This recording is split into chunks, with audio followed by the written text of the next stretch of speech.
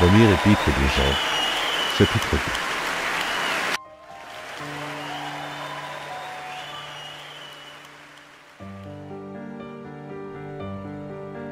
Première épître de Jean, chapitre 2.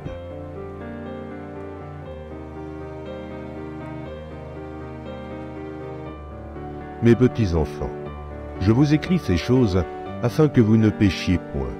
Et si quelqu'un a péché, nous avons un avocat auprès du Père, Jésus-Christ, le juste. Il est lui-même une victime expiatoire pour nos péchés, non seulement pour les nôtres, mais aussi pour ceux du monde entier. Si nous gardons ses commandements, par là nous savons que nous l'avons connu. Celui qui dit « je l'ai connu » et qui ne garde pas ses commandements est un menteur, et la vérité n'est point en lui.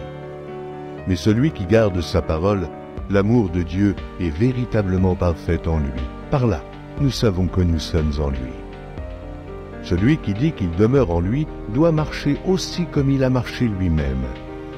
Bien-aimés, ce n'est pas un commandement nouveau que je vous écris, mais un commandement ancien, que vous avez eu dès le commencement. Ce commandement ancien, c'est la parole que vous avez entendue. Toutefois, c'est un commandement nouveau que je vous écris. Ce qui est vrai en lui et en vous, car les ténèbres se dissipent, et la lumière véritable paraît déjà. Celui qui dit qu'il est dans la lumière et qui est son frère est encore dans les ténèbres. Celui qui aime son frère demeure dans la lumière, et aucune occasion de chute n'est en lui. Mais celui qui est son frère est dans les ténèbres. Il marche dans les ténèbres, et il ne sait où il va, parce que les ténèbres ont aveuglé ses yeux. Je vous écris, petits enfants, parce que vos péchés vous sont pardonnés à cause de son nom. Je vous écris, Père, parce que vous avez connu celui qui est dès le commencement.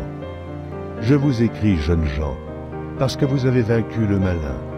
Je vous ai écrit, petits enfants, parce que vous avez connu le Père. Je vous ai écrit, Père, parce que vous avez connu celui qui est dès le commencement. Je vous ai écrit, jeunes gens, parce que vous êtes forts et que la parole de Dieu demeure en vous et que vous avez vaincu le malin. N'aimez point le monde, ni les choses qui sont dans le monde. Si quelqu'un aime le monde, l'amour du Père n'est point en lui. Car tout ce qui est dans le monde, la convoitise de la chair, la convoitise des yeux et l'orgueil de la vie, ne vient point du Père, mais vient du monde. Et le monde passe, et sa convoitise aussi. Mais celui qui fait la volonté de Dieu demeure éternellement. Petits enfants, c'est la dernière heure. Et comme vous avez appris qu'un antéchrist vient, il y a maintenant plusieurs antéchrists. Par là, nous connaissons que c'est la dernière heure. Ils sont sortis du milieu de nous, mais ils n'étaient pas des nôtres. Car s'ils eussent été des nôtres, ils seraient demeurés avec nous. Mais cela est arrivé afin qu'il fût manifeste que tous ne sont pas des nôtres. Pour vous, vous avez reçu l'onction de la part de celui qui est saint, et vous avez tous de la connaissance. Je vous ai écrit, non que vous ne connaissiez pas la vérité, et parce que vous la connaissez, et parce qu'aucun mensonge ne vient de la vérité. Sinon, celui qui nie que Jésus est le Christ, celui-là est l'antéchrist, qui nie le Père et le Fils. Quiconque nie le Fils n'a point non plus le Père. Quiconque confesse le Fils a aussi le Père. Que ce que vous avez entendu dès le commencement demeure en vous. Si ce que vous avez entendu dès le commencement demeure en vous, vous demeurerez aussi dans le Fils et dans le Père. Et la promesse qu'il nous a faite, c'est la vie éternelle. Je vous ai écrit ces choses au sujet de ceux qui vous égarent. Pour vous, l'onction que vous avez reçue de lui demeure en vous, et vous n'avez pas besoin qu'on vous enseigne. Mais comme son onction vous enseigne toutes choses, et qu'elle est véritable, et qu'elle n'est point un mensonge, demeurez en lui, selon les enseignements qu'elle vous a donnés. Et maintenant, petits enfants, demeurez en lui, afin que, lorsqu'il paraîtra, nous ayons de l'assurance, et qu'à son avènement, nous ne soyons pas confus et éloignés de lui. Si vous savez qu'il est juste, reconnaissez que quiconque pratique la justice est né de lui.